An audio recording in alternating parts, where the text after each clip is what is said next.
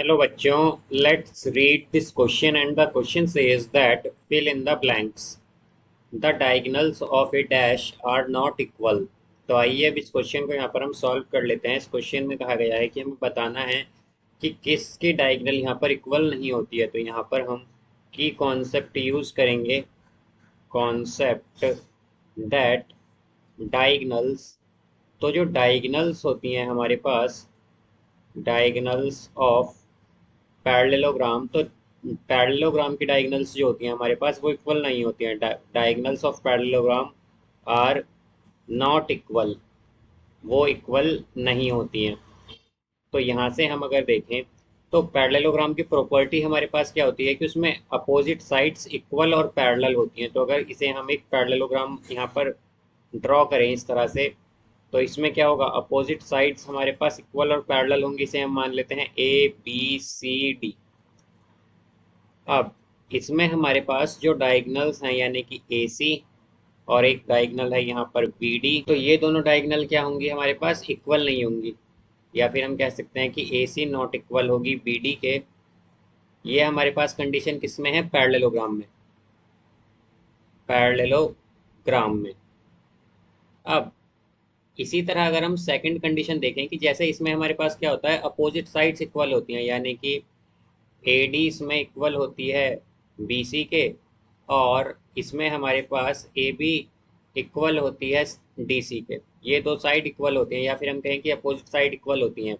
But अगर हम same condition check करें तो हमारे पास एक और क्वाड्रिलेटरल होता है जिसे हम बोलते हैं रेक्टेंगल। रेक्टेंगल में भी क्या होता है, अपोजिट साइड्स तो इक्वल होती हैं हमारे पास। बट इसमें अगर हम बात करें कि यहाँ पर अगर इसे हम एक रेक्टेंगल मान लें तो यह है हमारे पास ई एफ जी एच।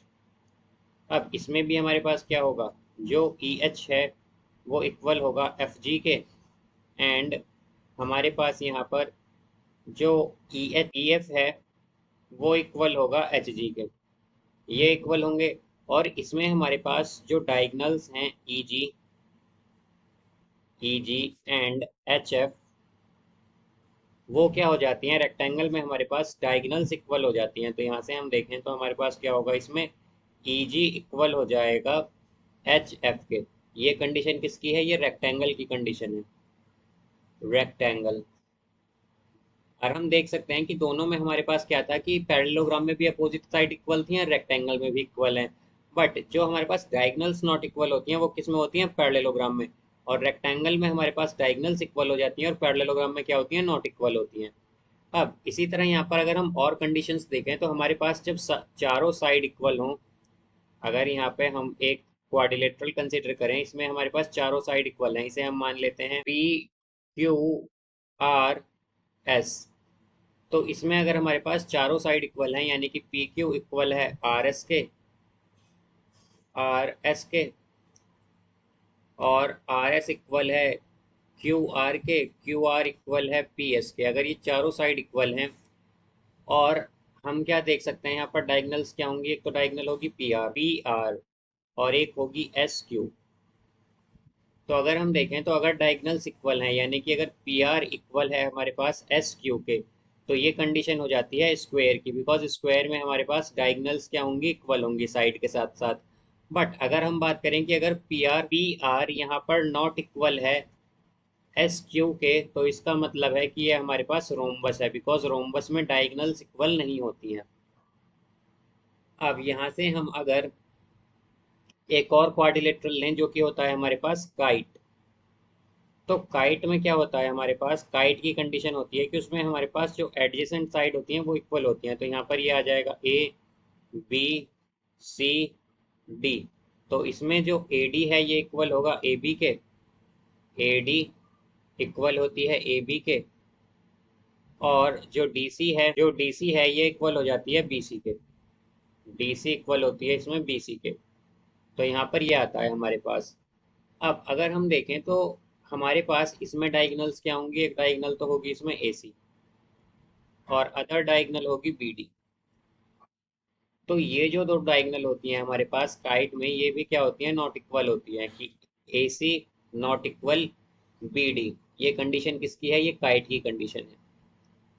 तो हम क्या कह सकते हैं कि हमसे ये पूछा गया है कि डायगनल्स किस में इक्वल नहीं होती हैं। तो हम देख सकते हैं कि एक तो पैरेललोग्राम में हमारे पास डायगनल इक्वल नहीं होती हैं। डायगनल्स आर, तो हम क्या कहेंगे कि diagonals are not equal equal in parallelogram.